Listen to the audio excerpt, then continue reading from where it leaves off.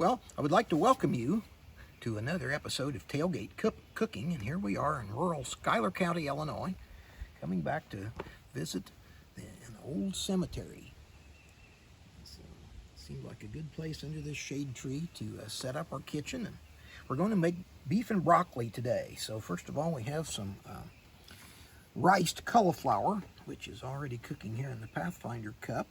And we're going to get going on the beef and broccoli. Get some onions, peppers going here. Let them get happy. So it's going to be a great lunch out here under the shade tree. All right, we got the onions and peppers softened up now. And this is some of the make-ahead beef mixture.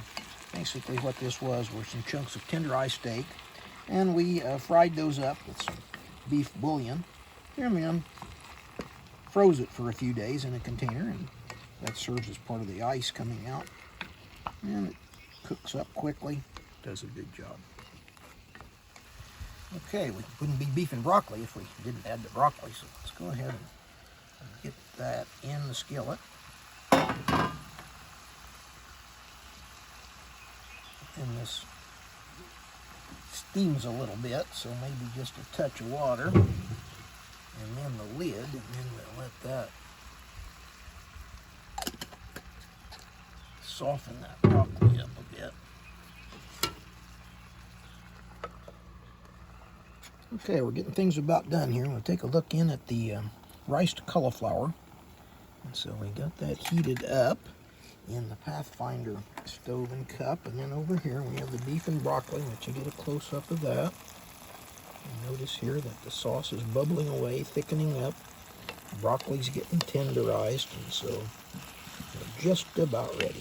Now it's time to plate up a little bit of this beef and broccoli out along the trail here at the old cemetery.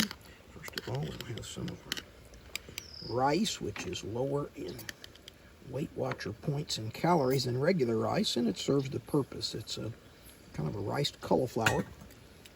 It's real good. So then we have the beef and broccoli. Ready to serve up some of that.